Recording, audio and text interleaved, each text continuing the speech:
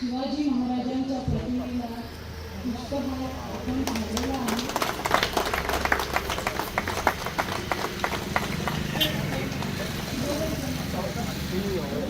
आज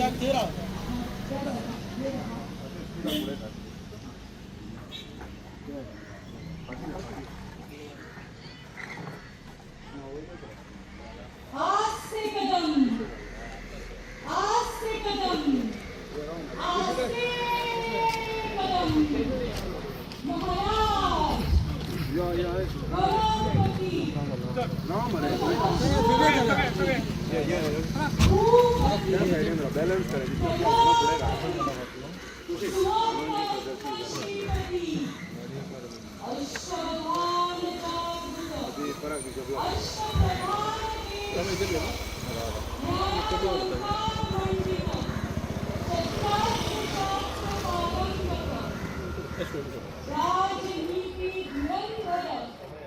छत्रपती शिवाजी महाराज की जय। या सन्मान सोहळ्यानंतर सगळ्या स्त्रियांनी फोटोसाठी वर यायचं आहे, त्यामुळे सर्व महिला कृपया व्यासपीठाजवळच राहा.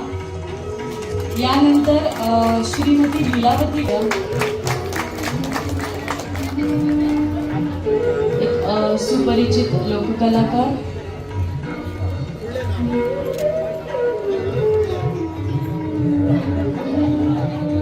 यानंतर श्रीमती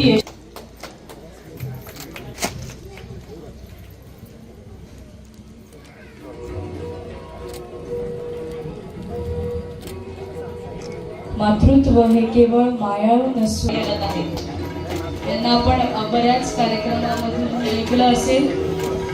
त्यानंतर सौ गुलाबी देव सावंत मांद्रे यांनी तयार व्हावं होतो आणि त्यासाठी अभिमन्यूचं उदाहरण दिलं जातं.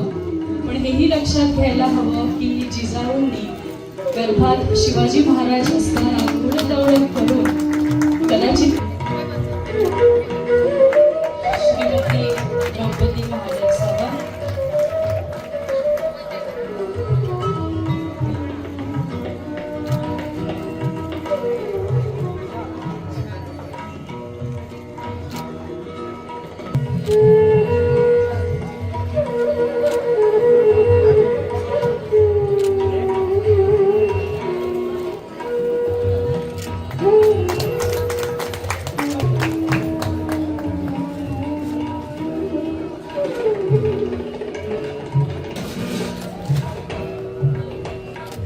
डॉक्टर चंद्रकांतजी शेट्ये यांच्या सौभाग्यवती आहेत. मी आजच्या कार्यक्रमाच्या स्वागताध्यक्षा सौ नयनी हरीश शेडगावकर यांना विनंती करतो की त्या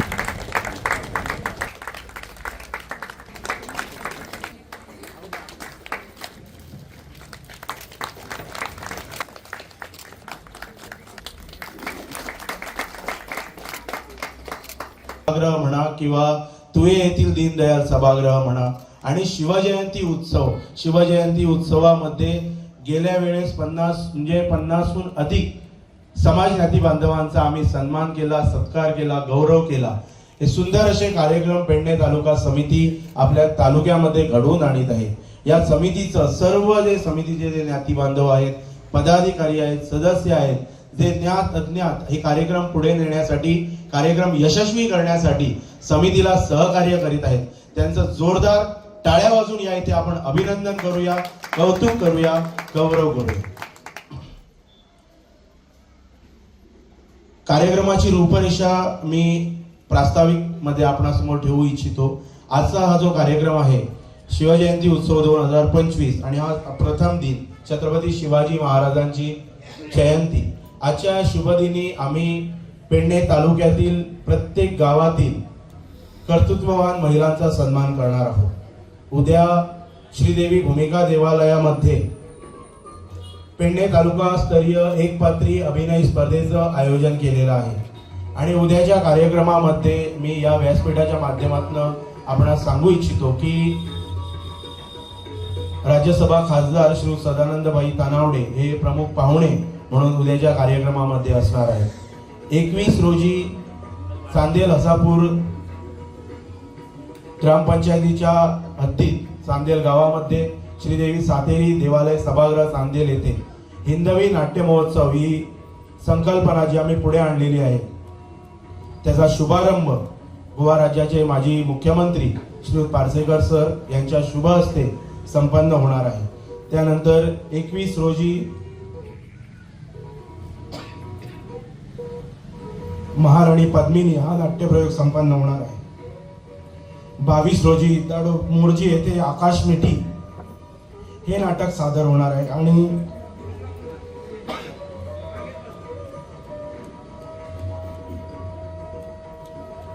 मांजरे येथे तो मृत्युंजय 1 हे नाटक सादर होणार आहे. कार्यक्रमाचा समारोप पेठे चावडा कोरगाव येथे श्री ओंकार थिएटर्स पेडणे गोवा या संस्थेच्या माध्यमातून रायगडाला जेव्हा जाग येते या नाटकातून होणार आहे. सुंदर असे कार्यक्रम तालुका समितीनं आयोजित केलेले आहेत. आपणा सर्वांचं सहकार्य, आपणा सर्वांचे आशीर्वाद, आपणा सर्वांचं प्रेम अखिल गोमंतक क्षत्रिय मराठा समाज पेडणे तालुका समितीला अपेक्षित आहे. पुनश्च एकदा आपणा सर्वांचं स्वागत करतो. या सुंदर अशा कार्यक्रमामध्ये आपण उपस्थित राहिल्याबद्दल अभिनंदन करतो आणि प्रास्ताविक संपवित होतो. ज्या महिलांनी ह्या आमच्या तालुक्यासाठी, गावासाठी, आपल्या समाजासाठी जे कार्य घडवून आणलंय त्यांचा आम्ही सत्कार करणार आहोत. आणि ह्या कार्यक्रमाची जी रूपरेषा आणि सगळं आयोजन हे अमित सावंत यांनी केलेलं आहे.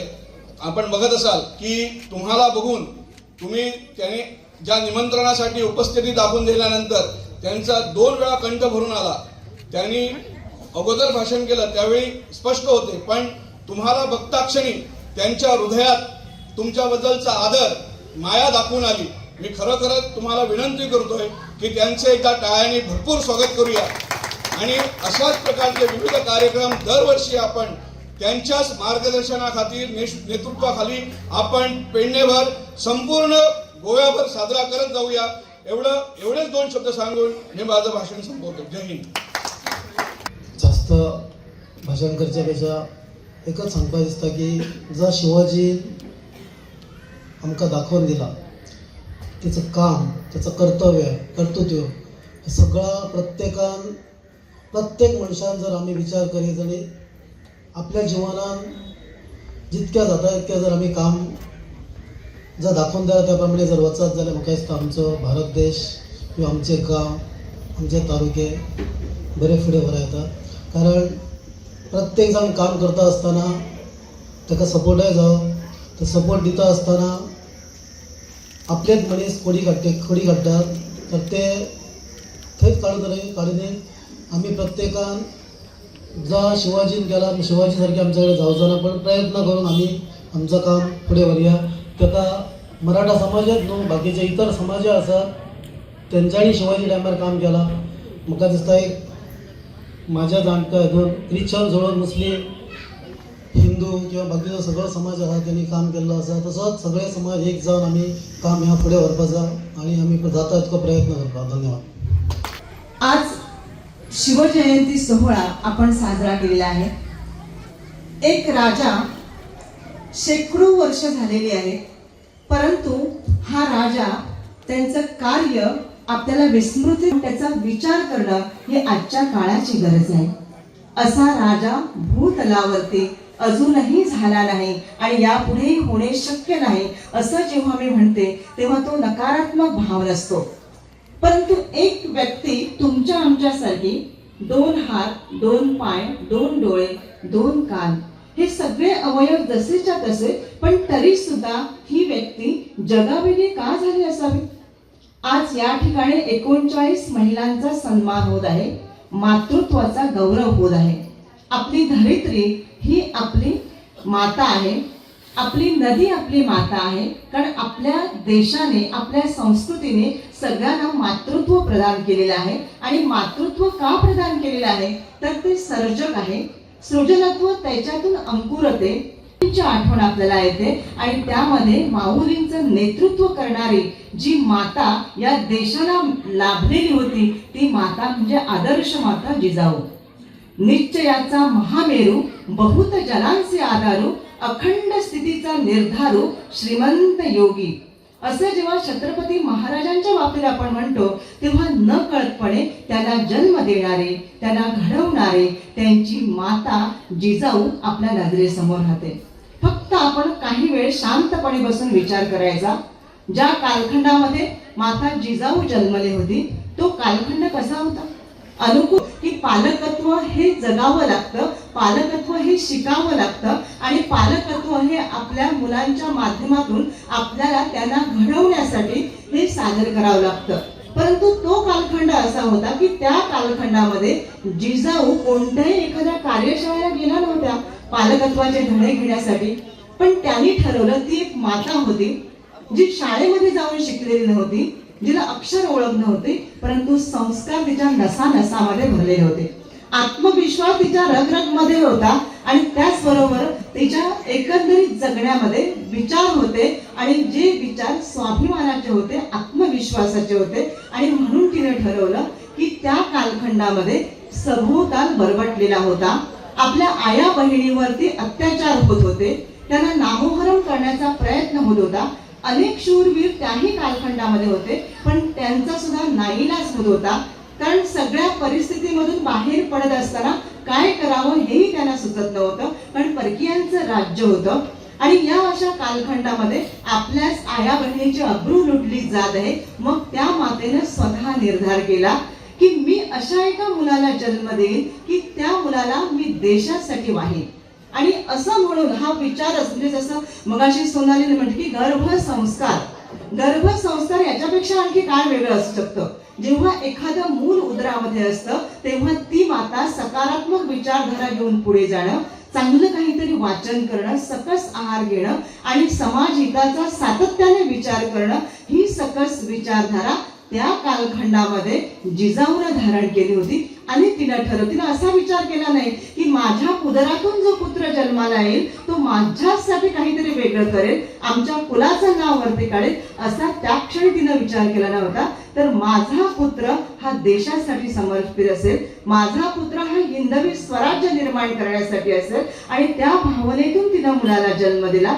अवघं 50 वर्षांचे आयुष्य शिवराज जगलेले आहेत. मग आपण विचार करू शकतो, आपण हिशोब करू शकतो त्यांच्या जगण्याचा.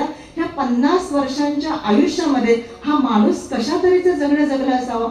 म्हणजे आपण 80 वर्ष, 90 वर्ष, 100 वर्षही जगू, परंतु ज्या जगण्याला काहीही अर्थ नाहीये ते जगणं काय कामाचं.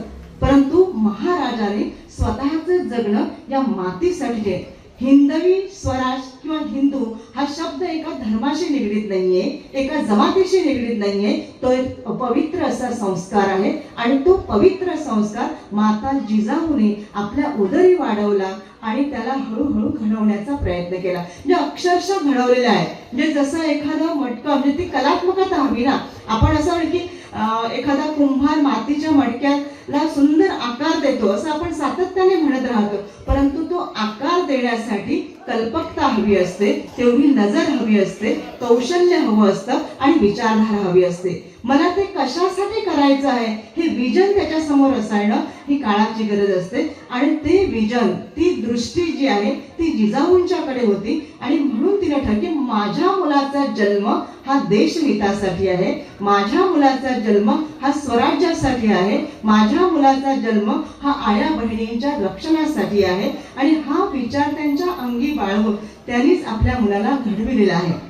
आजही आपला समाज, आपला देश म्हणतो की जिच्या हाती पाळण्याची दोरी ती जग उद्धारे. आणि हे अक्षरशः खरं आहे, आजही आहे. म्हणजे आपण एका बाजूला म्हणतो की महिला पूर्णपणे स्वतंत्र व्हायला हव्यात आणि दुसऱ्या बाजूला हेही आपल्या हातामध्ये आहे. स्वातंत्र्य म्हणजे स्वैराचार नव्हे, तर स्वातंत्र्याचा अर्थ स्वाभिमानी वृत्ती आणि अहंकार विरहित स्वाभिमानी वृत्ती जी त्या कालखंडामध्ये जिजाऊकडे होती, सावित्रीबाई फुलेंकडे होती आणि बाकीच्या मोठमोठ्या स्त्रिया आमच्या देशामध्ये होऊन गेल्या. प्रतिकूल परिस्थिती होती, स्त्रियांना तेवढा सन्मान दिला जात नव्हता, परंतु एकट्या स्त्रियांनी पावलामध्ये ध्यास घेतला आणि वाळवंटामधून चालून सुद्धा स्वतःच्या पावलांचे ठसे, म्हणजे ज्याला आपण स्वस्ती पत्नी म्हणून, ती अगदी रेखून ठेवली. काळ निघून गेला, जाता जाता ह्या माणसांना सुद्धा घेऊन गेला, परंतु त्यांची विचारधारा आजही आपल्या अंतःकरणामध्ये आहे. म्हणून मला वाटतं की शिवजयंतीच्या निमित्तानं आपण काय घ्यायचं. आता म्हणतो बऱ्याच वेळा की शिवाजी महाराज जन्माला यायला हवे, परंतु माझ्या घरात नव्हे तर शेजारच्या घरामध्ये. कारण असे शिवाजी महाराज घडवण्यासाठी आपल्याला त्रास सहन करावा लागणार ना. साने गुरुजींच्या आईनं श्याम संपूर्ण देशाला दिलाय. त्या श्यामला घडवत असताना शाळेमध्ये जाणाऱ्या श्यामच्या कानामध्ये आईने सांगितलं की श्याम तू शाळेत जातोयस ना, चांगला माणूस हो. मोठा झाल्यानंतर श्याम म्हणू लागला की नंतर माझ्या लक्षात की आईनं मला असं सांगितलं नाही की चांगले मार्क घे, चांगली डिग्री घे, चांगला पैसेवाला हो, असं सांगितलं नाही. तर आईनं मला मोठा माणूस हो आणि चांगला माणूस हो म्हणून सांगितलं. त्यावेळी मला वाटलं होतं की चांगला माणूस होणं ही अगदीच साधी गोष्ट आहे. पण जसं मी वाढू लागलो, सभोवताल वाढू लागलो, तेव्हा माझ्या लक्षामध्ये आलं डिग्री घेणं आणि पैसा कमावणं ह्या साध्या सोप्या गोष्टी आहेत आणि चांगला संस्कार संपन्न माणूस होणं ही खूप कठीण गोष्ट आहे. म्हणजे केवढा मोठा संस्कार आईने दिलेला होता. म्हणजे ह्या मातांची परंपरा आपल्या या भारत भूमीला लाभलेली आहे आणि तो संस्कार आपण आपल्या अंतःकरणामध्ये रुजून आपल्या पिढीसाठी कार्यरत राहणं ही खऱ्या अर्थाने शिवजयंती ठरेल असं मला वाटतं. आणि मला वाटतं आयोजकांनी आज जो सगळ्या मातृत्वाचा सन्मान करण्याचा घाट घातलेला आहे त्यामागे हीच त्यांची प्रेरणा असावी की जेणेकरून समाज निकोप घडावा. कारण समाजामध्ये संवेदनशीलता निर्माण व्हावी, समाजभान निर्माण असणारी पिढी निर्माण व्हावी, ज्या पिढीमध्ये हा संस्कार रुजायला राष्ट्रभक्ती असायला हवी, राष्ट्र तेज असायला हवं. आपल्या एकंदरीत पर्यावरण असू दे, संस्कृती असू दे, आपला समाज असू दे, आपलं अध्यात्म असू दे, आपलं तत्वचिंतन असू दे आणि आपली कुटुंब संस्था असू दे, आपली मंदिर संस्कृती असू दे, या सगळ्या विषयीचा आत्मभान असणारे, स्वाभिमान असणारा, आत्मविश्वास असणारा आणि त्यांच्या प्रतीचा कळवळा असणारी पिढी निर्माण व्हायला हवी. आणि ती पिढी निर्माण करण्याचं पूर्ण स्वातंत्र्य आणि ते सगळं साधर्म्य जे आहे, ती शक्ती जी आहे ती मातृत्वामध्ये शक्ती आहे. आपल्या लोकसंस्कृतीचा जेव्हा विचार करतो तेव्हा ती धारणा सुद्धा लोकसंस्कृतीमध्ये आहे. कारण माता ही महत्वाची आहे. ती भलेही काहीशी आपल्याला शक्ती कमी असलेली दिसेल, परंतु ती लवचिक आहे, ती काटक आहे, सहन करत जगत राहते, परंतु ती मोडत नाही किंवा परिस्थितीने पिचून जात नाही. ती कुटुंबामध्ये एका वेळी वावरत असते आणि बाहेरच्या जगामध्येही असते. आजकालही स्त्रियांना बघा. म्हणूनच विचारधारा महत्वाची आहे. ती विचारधारा घेऊन आपण पुढे जर गेलो तर आपली पिढी जी आहे ती निकोप पिढी होण्यामुळे वेळ लागणार नाही. त्याच्यासाठी आपण आपल्या पिढीमध्ये काय रुजवावं. आपण जिजाऊ व्हायला हवं असं नाही म्हणणार मी, कारण तो कालखंड वेगळा होता. पण आजही आपल्या समाजामध्ये अवतीभोवती जर बघितलं तर स्त्रियांवरती वेगवेगळ्या माध्यमातून अत्याचार होत आहेत. वेगवेगळ्या माध्यमातून कलुषित नजरेने तिच्याकडे बघितलं जात आहे. मग ते कार्यालयामध्ये असू दे किंवा कुटुंबामध्ये असू दे किंवा बाकीच्या ठिकाणी. काही अपवाद असतील याला, नाही असं नाही, परंतु ही दृष्टी जेव्हा आपण बदलू तेव्हा खऱ्या अर्थाने मातृत्व वेगळ्या अर्थाने आपण जगू. आता हे बदलण्याचं सामर्थ्य सुद्धा शेवटी स्त्रियांकडे आहे. कारण स्त्रियाच जन्म देतात. पुरुषांनाही जन्म देणारी स्त्री असते आणि स्त्रीलाही जन्म देणारी स्त्रीच असते. मग आपली दृष्टी कोणती विकसित करायची की तिथं समान धागा. म्हणजे आपल्या घरामध्ये बाळ जन्माला आलंय, मूल जन्माला आलंय, तो मुलगा आहे म्हटल्यानंतर त्याला सुद्धा त्याच वयाने वाढवणं की त्यालाही संस्कार देत वाढवणं की समोरची जी माता आहे ती माता कोणीतरी तुझी आहे, मग तिच्याकडे सन्मानाने बघणं. हा संस्कार घरामधून मातेनं रुजवणं ही काळाची गरज आहे. कारण हे संस्कार रुजवावे लागतात. संस्कार असे झाडाला नाही लागलेले असतात. ते आपल्याला त्याच्यासाठी रक्त आटवावं लागतं, मातेला रक्त आटवावं लागतं, परत परत सांगावं लागतं की बाबा रे असं व्हायला हवं, तसं व्हायला. कारण असे उत्सव कशासाठी असतात तर त्याच एका कामासाठी. निदान या उत्सवातून आपण एकत्रित बसतो, काही विचार ऐकतो. म्हणजे सगळे विचार नाही आपण ऐकून घेणार किंवा काही विचार एका कानाने ऐकणार, दुसऱ्या कानाने सोडून देणार, पण कुठेतरी तो संस्कार रुजतो मनामध्ये. तो रुजतो आणि आठवणीत राहतो. तो घेऊनच आपण पुढे जातो. याच भूमीला संतांच्या वाणीचा स्पर्श झालेला आहे. याच भूमीमध्ये कर्मयोग सांगितला गेलाय, अहिंसेचा मंत्र दिलेला आहे. रामायण महाभारतासारखी महाकाव्य याच भूमीमध्ये जन्माला आलेली आहेत. आणि एक एक किती मोठ्या याचे नररत्न निर्माण झालेले आहेत. अगस्ती सारखा ऋषी, महापराक्रमी ऋषी एका ओंजळीमध्ये अख्खा समुद्र घेऊन प्राशन करू शकतो. एवढ्या अचाट सामर्थ्याची एक नररत्ने म्हणा किंवा सगळी व्यक्तिमत्व या भूमीनं जन्माला घातलेली आहेत. ती भूमी प्रचंड ताकदीची आहे आणि तिला अबला म्हणून आजपर्यंत आपण हिणवत आलेलो आहे. ती अबला नाहीये, ती सबला आहे. ती सहन करते, एकंदरीत समाजाच्या चांगुलपणासाठी, समाजाच्या भवितव्यासाठी रक्तरंजित क्रांती करण्यापेक्षा सहनशील राहून चांगलं काही संस्कार संपन्न होत असेल तर ते केव्हाही समाजासाठी चांगलं आहे. आणि ती सहनशीलता आज आपल्या जगण्याचं ध्येय बनायला पाहिजे. म्हणून म्हटलं की जिजाऊंचा हा सन्मान आहे, अशा जिजाऊंचा सन्मान की ज्या जिजाऊने आपल्या अंतःकरणामध्ये पहिल्यांदा विचार प्रदीप्त करायला हवे की आम्ही ज्या मुलांना जन्म देणार आहोत त्या मुलांचं भवितव्य घडवणार आहोत, त्यांना संवेदनशीलता प्रदान करणार आहोत, त्यांच्या ठिकाणी संस्कार प्रदीप्त करणार आहोत, त्यांना इतरांना मानसन्मान देऊन आदर देऊन कसं वाढत जावं हे आम्ही त्यांना शिकवणार आहोत. कारण कोणीही इथं कायमस्वरूपी राहण्यासाठी या भूतलावर आलेलं नाहीये.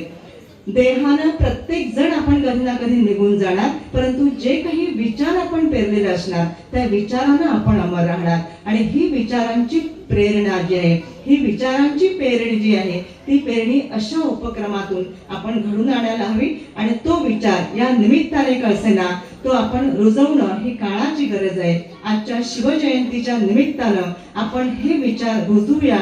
आणि तमाम माता भगिनींना माझी विनंती असेल की आपली पिढी घडवण्यासाठी आपण सक्रिय होऊया. ती घडवण्यासाठी फार मोठं समाजकार्य करण्याची गरज नाहीये, तर थोडं वाचन करूया, थोडं संचित विचार करूया, काही चांगल्या उपक्रमांना हजर राहूया, आपल्यातील दुस्वास, हेवेदावे, मत्सर ह्या गोष्टी जराशा बाजूला करूया आणि त्याच्या माध्यमातून नवीन पिढी घडवण्याचा प्रयत्न करूया. कारण याच माध्यमातून आपल्या जगण्याला समाधानाची किनार प्राप्त होईल. याच माध्यमातून आपल्या स्वाभिमानाला सुद्धा एक उच्चता निर्माण होईल. आणि तेव्हाच कुठेतरी आपल्याही घरामध्ये आदर्श असलेला क्षात्र तेज संपन्न महापराक्रमी असा राजा म्हणूया नको, पण असं एखादं तरी व्यक्तिमत्व आपल्या उदरातून जन्म घेऊ शकतं. कारण शांत संयत समाज भान राखणारा समाज ही आजच्या काळाची गरज आहे. पुनश्च एकदा आपल्या सर्वांना आणि व्यासपीठावरील मान्यवरांना शिवजयंतीच्या मनपूर्वक शुभेच्छा देते. ज्यांचा इच्छा सन्मान झालेला आहे त्या सगळ्यांचं अभिनंदन करते. धन्यवाद.